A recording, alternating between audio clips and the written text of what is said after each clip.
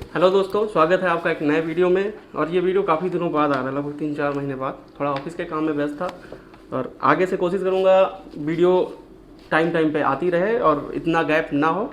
अभी आज के वीडियो का टॉपिक है, जैसा कि आपको थंबनेल से पता लग रहा होगा, कि new tax regime old tax regime से रिलेटेड कुछ है, कुछ डिफ़ॉल्ट फॉर्म फाइलिंग मैंडेटरी है, इसी से रिलेटेड है। तो आइए देर न करते हुए शुरू करें अपना टॉपिक। और टॉपिक क्या है? New tax regime versus old tax regime. जैसा कि मैंने पहले ही वीडियो बनाया था जिसमें आपको बताया था कि न्यू टैक्स रिजीम क्या है, कब से मैंडेटरी हुआ है, और ओल्ड टैक्स रिजीम क्या है, उसमें क्या क्या एडिशनल बेनिफिट मिलेंगे।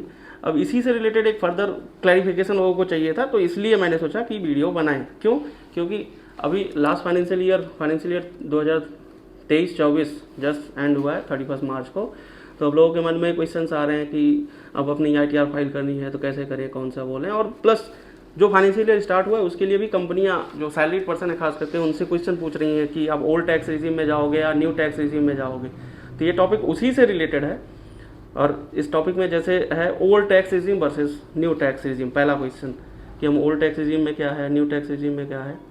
तो इसमें आपको हम बताते हैं, जैसे न्यू टैक्स रिजीम आया था लास्ट फाइनेंशियल ईयर से, और इसका जो इसमें स्लैब रेट है, स्लैब रेट जैसा कि सबको पता है, लेकिन फिर भी मैं इसमें एक बता दे रहा हूँ कुछ नए लोग हों जिनको नहीं पता है उनके लिए। सपोज आपकी इनकम 7 से 7.5 लाख रुपए तक है सैलरीड पर्सन, तो न्यू टैक्स रिजीम में आपको जीरो टैक्स है। लेकिन अगर आपकी इनकम 7.5 लाख रुपए से 1 रुपये भी ज़्यादा है तो आपके लिए स्लैब इसमें भी अलग है। वही मैं बता रहा हूँ क्या स्लैब है। जैसे 0 से 3 लाख तक की जीरो टैक्स रेट है, 3 लाख से 6 लाख तक 5% है, 6 से 9 लाख तक 10% है, 9 से 12 तक 15 है, अब 12 से 15 तक 20 है, और 15 लाख से ऊपर डिफॉल्ट रेट है 30%। प्लस एडिशनली जो इसमें दोनों स्लैब में ऐड होता है एजुकेशन एंड सेस 4% का, जो भी आपका टैक्स बनता है उस पर। और ओल्ड टैक्स रिजीम क्या था, उसमें आप अगर आपकी इनकम 5 लाख या उससे नीचे है तो उस ओल्ड टैक्स रिजीम में आपकी इनकम जीरो हो जाएगी, मतलब टैक्स जीरो हो जाएगा। लेकिन अगर उसमें आपकी इनकम 5 लाख रुपए से भी 1 रुपये भी ज़्यादा होती तो आपके लिए स्लैब जो है वो आ जाता है 0 से 2.5 लाख तक की इनकम पे जीरो टैक्स, 2.5 से 5 तक की इनकम पे 5%, और 5 से 10 तक 20%, और 10 से ऊपर 30% प्लस एजुकेशन सेस 4%।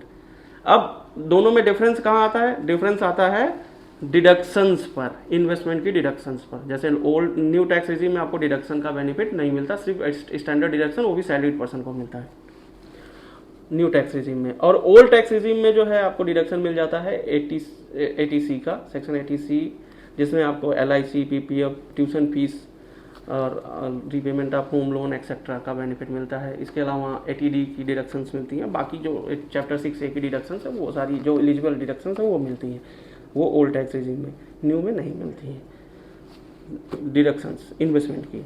अब default regime last financial year से, फाइनेंशियल ईयर 23-24 से गवर्नमेंट ने लास्ट बजट में ये बोल दिया था कि न्यू टैक्स रिजीम डिफॉल्ट होगी, मतलब गवर्नमेंट न्यू टैक्स रिजीम को प्रमोट कर रही है। तो उसमें क्या है, अगर आपको ओल्ड टैक्स रिजीम में जाना है तो उसके लिए गवर्नमेंट ने मैंडेटरी किया कि आपको बताना पड़ेगा एक फॉर्म फाइलिंग के थ्रू, और वो फॉर्म का नाम है फॉर्म 10IEA। ये कहाँ से फाइल होगा? जहाँ से आप ITR फाइल करते हैं उसी के नीचे देखेंगे फाइल इनकम टैक्स फॉर्म्स, वहाँ पे जाएंगे तो वहाँ पे आपको मिलेगा। ये मैंडेटरी है। अगर आपको ओल्ड टैक्स रिजीम में जाना है तो आपको form 10IEA before the filing of your ITR file करना मैंडेटरी है। नहीं तो आप by default new tax regime में जाएंगे, फिर आपने कुछ भी प्लानिंग की हो, कोई भी इन्वेस्टमेंट की हो, वो नहीं मिलेगा। आपकी ITR जो फाइल होगी न्यू टैक्स रिजीम के हिसाब से फाइल होगी।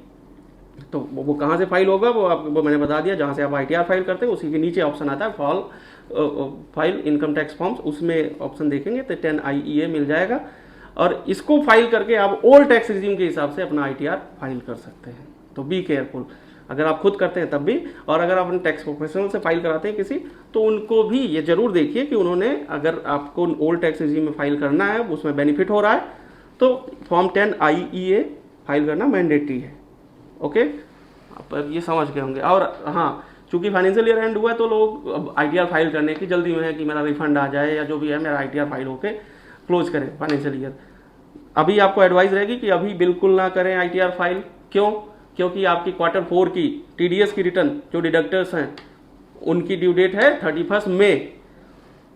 अगर उन्होंने अभी तक अपना Q4 का TDS रिटर्न नहीं फाइल किया है और आपने ITR फाइल कर दिया तो आपके हिसाब से तो टैक्स ज़्यादा कटा है और अब आपके 26 ईयर्स के ऊपर रिफ्लेक्ट नहीं करेगा। क्यों नहीं रिफ्लेक्ट करेगा? क्योंकि उन्होंने अपना TDS रिटर्न अभी Q4 की चूंकि ड्यू डेट है फाइल नहीं किया है। तो इस केस में क्या होगा, आपको इनकम टैक्स से एक भारी भरकम डिमांड नोटिस आ जाएगा और आप परेशान हो जाएंगे। तो आपको एक एडवाइस रहेगी कि बेस्ट एडवाइस कि आप अपनी ITR 31 मई के बाद फाइल करवाइए। उससे पहले आप अपने डिडक्टर से फॉर्म 16 सैलरी के केस में 16 है अदर देन सैलरी के केस में उनसे ले लीजिए और 31 मई के बाद अगर आप खुद फाइल करते हैं तो खुद या फिर किसी टैक्स प्रोफेशनल से फाइल करवाइए।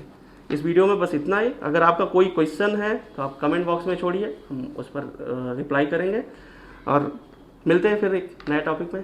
तब तक के लिए नमस्कार, जय हिंद।